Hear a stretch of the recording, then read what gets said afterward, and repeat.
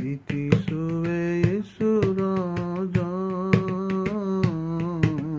ನಿನ್ನನ್ನು ಪ್ರೀತಿಸುವೆ. ಪ್ರೀತಿಸುವೆ ಯೇಸು ರಾಜ,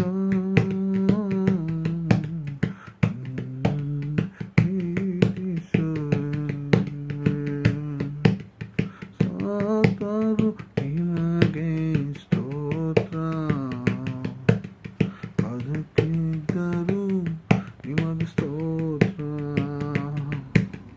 ಸಾಕರು ನಿನಗೆ ಸ್ತೋತ್ರ,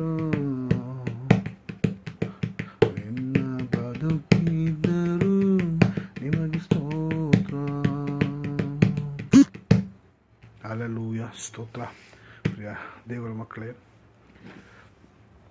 ನಾವು ನಿಜಕ್ಕೂ ಆತನನ್ನು ಪ್ರೀತಿಸುತ್ತಾ, ಆತನಲ್ಲಿ ಇರುತ್ತಾ, ಆತನ ಧ್ಯಾನಿಸುತ್ತವಂಥವರಾಗಿರಬೇಕೆಂಬುದಾಗಿ ನಾನು ನಿಮಗೆ ಹೇಳ್ತಿದ್ದೇನೆ.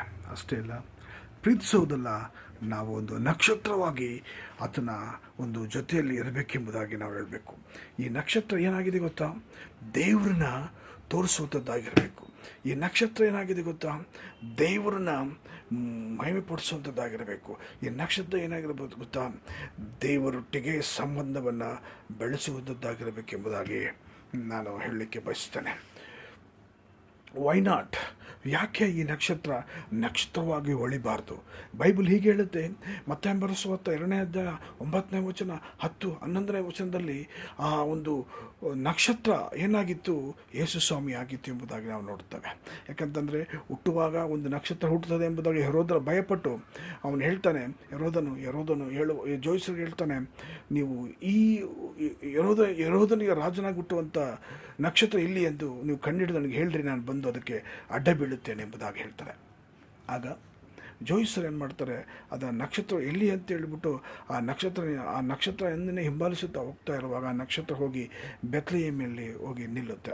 ಆ ಬೆತ್ಲೆಹೇಮಿನಲ್ಲಿ ನಿಲ್ಲುವಾಗ ಆಗ ಆ ಜೋಯಿಸರು ಅವರು ತಂದಂಥ ಕಾಣಿಕೆಯನ್ನು ಆ ಮಗು ಹತ್ರ ಸಮರ್ಪಣೆ ಮಾಡ್ತಾರೆ ಎಂಬುದಾಗಿ ನೋಡ್ತವೆ. ಪ್ರಿಯ ದೇವ್ರ ಮಕ್ಕಳೇ, ಬೈಬಲ್ ಹೇಳುತ್ತೆ ನಾವು ನಕ್ಷತ್ರಗಳಾಗಿದ್ದೇವೆ. ಈ ನಕ್ಷತ್ರವನ್ನು ನಾವು ಏನಾಗಬೇಕು? ದೇವರನ್ನು ಪ್ರತಿಬಿಂಬಿಸುವಂಥದ್ದಾಗಿರಬೇಕು. ದೇವರನ್ನು ಅಥವಾ ಯೇಸನ್ನು ನಾವು ಕಂಡುಹಿಡಿಯುವಂಥದ್ದಾಗಿರಬೇಕೆಂಬುದಾಗಿ ನಿಮಗೆ ನಾನು ಮತ್ತೆ ರಿಮೈಂಡ್ ಮಾಡ್ತಾ ಇದ್ದೇನೆ, ಮತ್ತು ನಿಮ್ಮನ್ನು ನಾನು ಎಚ್ಚರಿಸ್ತಾ ಇದ್ದೇನೆ. ಮತ್ತು ನಿಮ್ಮನ್ನು ಈ ದೇವರು ನಕ್ಷತ್ರವಾಗಿ ನಮ್ಮನ್ನು ಉಂಟು ಮಾಡಿದ್ದಾನೆ. ಹುಟ್ಟುವಾಗ ಒಂದು ನಕ್ಷತ್ರನಾಗಿ ನಮ್ಮನ್ನು ಉಂಟು ಮಾಡಿದ್ದಾನೆ. ಈ ನಕ್ಷತ್ರವು ಕ್ರಿಸ್ತನನ್ನು ಏನಾಗಿ ತೋರಿಸ್ತು